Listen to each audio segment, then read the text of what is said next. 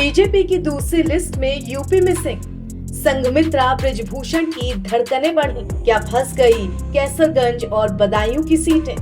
BJP की दूसरी सूची का इंतजार सबको बड़ी बेसब्री से था और ये जारी भी हो गई।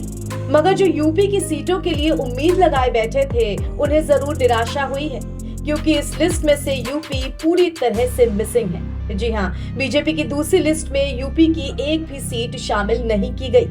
हालांकि भारतीय जनता पार्टी की दूसरी सूची को लेकर उत्तर प्रदेश के वर्तमान सांसदों की धड़कनें बढ़ी हुई हैं। फिलहाल बताया जा रहा है कि अब बीजेपी की तीसरी सूची में उत्तर प्रदेश के प्रत्याशियों के नाम घोषित किए जा सकते हैं। इसी के साथ उत्तर प्रदेश में न सिर्फ भारतीय जनता पार्टी के वर्तमान सांसद बल्कि एनडीए गठबंधन में शामिल दलों की फिलहाल अगली सूची आने तक धड़कनें बढ़ी ही रहेंगी। इसके साथ उन नामों की सबसे ज्यादा चर्चा है जो पिछले चुनाव में बीजेपी के टिकट पर जीते थे, वर्तमान में सांसद हैं, मगर उनको पहली और दूसरी सूची में जगह नहीं मिल पाई। उन्हें फिलहाल हाईकमान ने नजरअंदाज कर रखा है। अब इनमें यूपी से दो नाम सबसे ज्यादा सुर्खियां बटोर रहे हैं। पहले हैं कैसरगंज से सांसद बृजभूषण शरण सिंह और दूसरी हैं बदायूं से वर्तमान सांसद संघमित्रा मौर्य। दोनों ने ही 2019 में जीत हासिल की थी, मगर इस बार अभी तक वेटिंग लिस्ट में है। संघमित्रा मौर्य स्वामी प्रसाद मौर्य की बेटी हैं। पिछले लोकसभा चुनाव में भाजपाई रहते हुए स्वामी प्रसाद ने बेटी संघमित्रा मौर्य को भाजपा से टिकट दिलाया था और वो मोदी लहर में सांसद बन गई थी।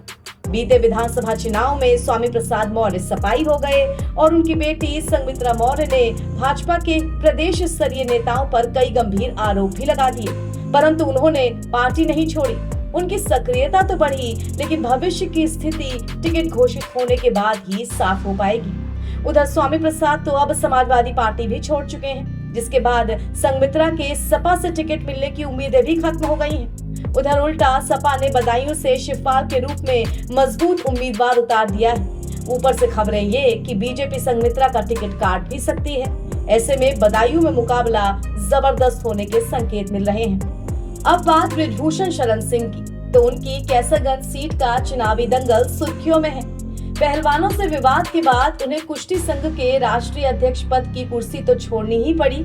अब उनके राजनीतिक भविष्य पर भी बहस छिड़ गई है।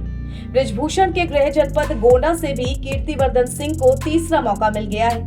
ऐसे में सबकी निगाहें कैसरगंज संसदीय सीट पर हैं। महिला पहलवानों के आरोपों के बाद बृजभूषण के प्रति बीजेपी नरमी दिखाएगी या सख्ती, ये सब जानना चाहते हैं। चूंकि बीजेपी ने इस सीट से अभी तक कोई नाम घोषित नहीं किया है, इसलिए फिलहाल कैसरगंज के राजनीतिक समीकरण थोड़े उलझे से लग रहे हैं। बता दें कि बीजेपी ने अपनी 72 प्रत्याशियों की दूसरी सूची जारी कर दी। इसमें दिल्ली की 2 लोकसभा सीट के लिए उम्मीदवार उतारे गए। इसके अलावा दादरा नगर हवेली के लिए 1, गुजरात की 7, हरियाणा की 6, हिमाचल प्रदेश की 2, कर्नाटक की 20 सीट, मध्य प्रदेश की 5, महाराष्ट्र की 20 सीटें, तेलंगाना की 6, त्रिपुरा की और उत्तराखंड की 2 लोकसभा सीटों के लिए प्रत्याशी उतारे गए हैं, जबकि इस सूची में उत्तर प्रदेश से फिलहाल कोई सीट घोषित नहीं हुई है। एनबीटी ऑनलाइन की रिपोर्ट।